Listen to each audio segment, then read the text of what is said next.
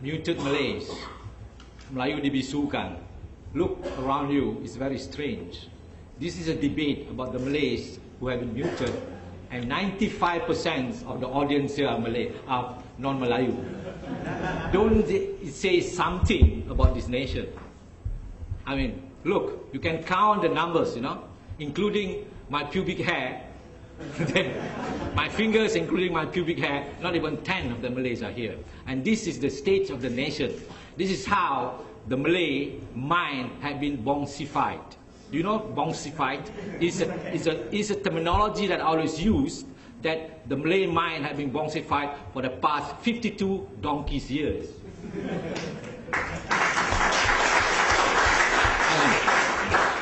The way it goes, the process of the bongsification of the Malay mind is quite simple.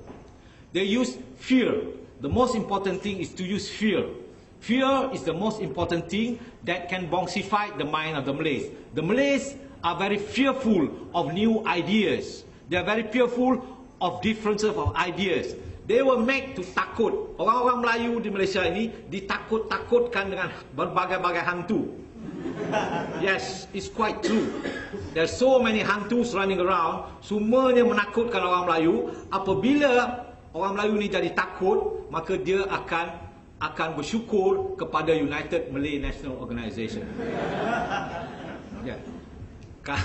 It's quite simple. Kalau saudara duduk di kampung tu ada pawang. You know, if you live in the kampung there's a bomo or pawang. So the bomo and bawang will spread news about hantu and all that, and all the orang kampung akan bagi dia telur, ayam, beras, gula. I mean, it's the same thing. The modus operandi of United Malay National Organization is the same. It's the same. It's the same. So they put fear of you. So they put fear. They use religion, they use sultan, they use Raja Gopal, they use everything. The moment the nation is fearful, you know why? This is so important. Proses pembodohan orang Melayu ini, the process to bongify and to nullify and to stultify the Malay mind is since the time of the British. The British realized that, if you recall back in the historical time, I'm sure you are Chinese, you are not lazy readers. Unlike the Malays, they are not only lazy leaders, they are also lazy thinkers. Yes, the Malay are lazy thinkers because somebody think for them. The worst part, who think for them? Muhyiddin Yassin.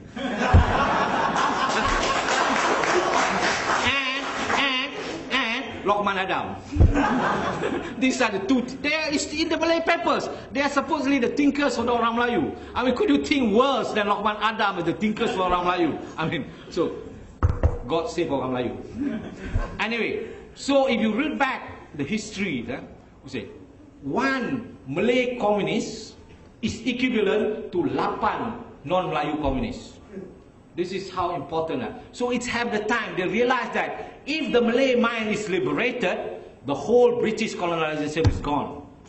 Fair income, kaputted long time ago. It's the same thing. So they do not allow the Malay to have a free mind. Yeah, they do not. They will never allow. Now you can see every day. UMNO was saying DAP pergi surau lah, Lim Guan Eng sembelih lembu lah. Lepas tu, tahun depan, you just watch out, Lim Guan Eng naik haji.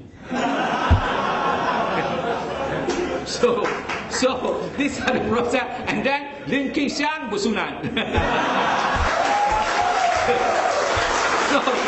So, they will do everything. They will do everything to scare the Malay. Because when the Malay is scared, like the Bomo, the Malay will come to them and follow them and kowtow them. This is a trick. This is a trick. So they will not allow the idea. So why this happened is about power.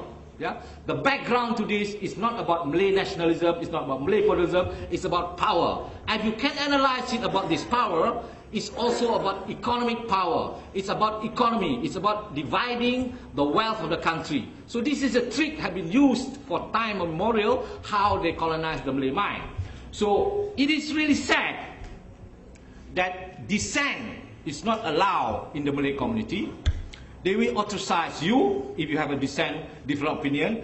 I have been accused many things, One of the things I have not been accused that I'm not a Melayu. They can't, because I have a blood of orang asli. They cannot.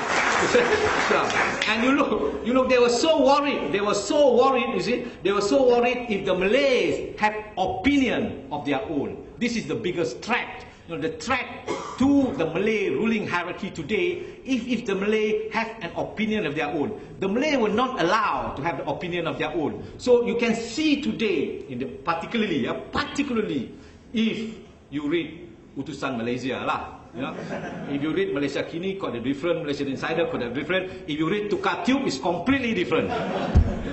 So you see how it worked out psychologically. The fear is working. Yeah, the fear is working. After 8 of March, yeah, if you look carefully, ya, kalau saudara-saudari memerhatikan sesudah 8 Mac, sesudah kemenangan daripada Pakatan Rakyat 5 negeri ini, kita lihat bagaimana United Malay National Organisation. I refuse to call them UMNO because it's confusing.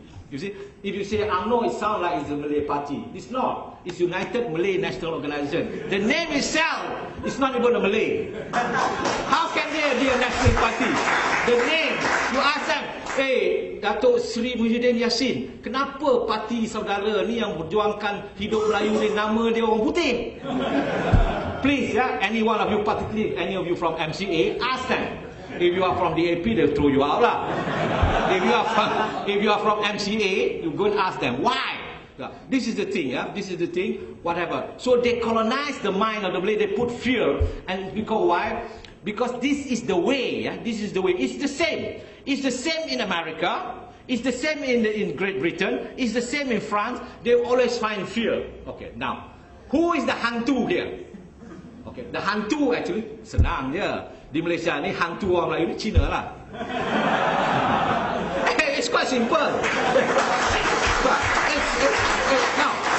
No, to be honest with you, the late Ghazali Shafi'i said, call a spade a spade. So I calling this a spade a spade. Hantu orang Melayu ni Cina. Okay. Dia orang China. Tapi kerana partner dia MCA, jadi dia berlapik-lapik lah. Kadang-kadang dia kata bukan dia orang Cina dia kata orang asing.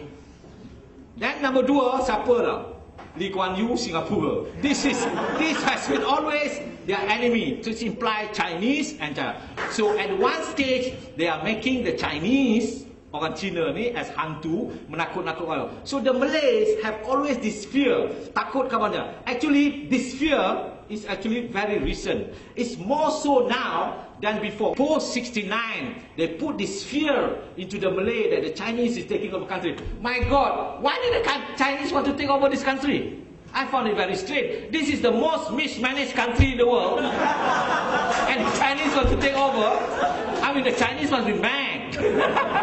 But if you do not have an economic analysis to your understanding of whatever society, your analysis fails. Yeah, it is about economy. It is about dollars and cents. It is about property. It is about wealth. It is about distribution of wealth. It is about tanah di UDM. It is tanah Jalan Pil. It is about tanah di Sungai Buloh. It is about this. So if you fail to understand this about this thing, tidak ada respect dengan perlembagaan lah, do not respect the perlembagaan lah, tidak respect Raja-Raja Melayu lah, ingin mengubah. These are what our friend, the Jewish intellectual, call it manufacturing consent. What is the name of that Jewish intellectual? Noam Chomsky. Ya, tak bersunat pun Chomsky. I don't know, dia bersunat. The Jewish. So, okay. Noam Chomsky say this is manufacturing consent. Mengolah persetujuan. To manufacture the consent so that people will agree. You know. So this is what they do. So they recruit the king, the sultan. They recruit perlembagaan. Now they go. And finally it will come when they start recruiting Allah. Now they are recruiting Allah. So Allah now belong to United Malay National Organisation. True. They monopolize Allah. Allah only belong to them. They are the only one to decide who can go to the surau. They decide who can go to this. They can decide this is halal, this is haram. But this is halal, but you pay me money, I'll make it halal. Yes. If you read back the history of Catholicism, it's the same. The modus operandi is the same. There was one of the history long time ago, 500-600 years ago. This is during the Dark Ages. all the European king kena pau oleh the Pope, so that if they have do anything, if they fornicate, if they want to marry many wives, then they send gold to Pope in the Vatican in Rome. So the Pope ring up the telephone, hello Allah. Saya sudah dapat 3 kilo emas lah. Bagi raja ni free, okay lah. So that's what they do. So the same thing here now. So they go all around, this thing haram. All this is to put fear. The worst part is yesterday. The statement yesterday by Jakim. It's incredible. I heard it over the news. I do not have television, I do not have radio. But yesterday I was forced to listen to radio because I was in the car with my friend. The news is that Jakim menuntut orang-orang hari raya ini hendaklah menghidangkan makanan halal. Fuck. This is mind-boggling. Since when dah orang Melayu sembelih babi hari raya?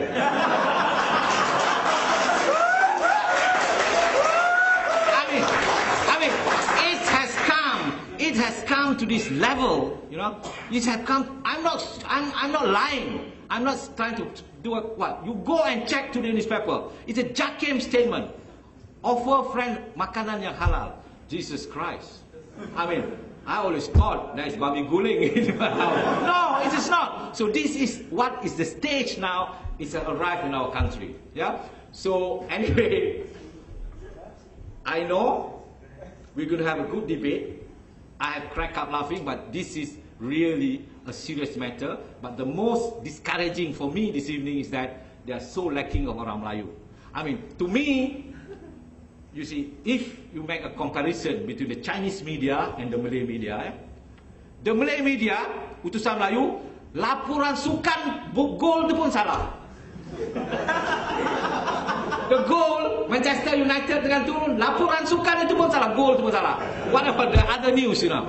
The other news, it's true. I mean, even that news also they cannot make right. So could you expect how stupefied, how boxified the Malay mind is? Really, you know, really. And then on top of that, really, this is been stupefied. So for the past 50 years, I mean, please, yeah, to the Chinese friends, yeah, have a lot of sympathy to the Malay friends. They are actually bodoh. They have been, you know, really, they have been, the Malays now have become very lazy thinkers, yeah, lazy thinkers, because the intellectual, the professors who have opinionated, all have been thrown away, you know, have been thrown away, and they were no longer in the university, in the chair of knowledge, you know, they are thrown away. So what is left now? People like Nordin Kacha, Zainal Kling, this is half educated.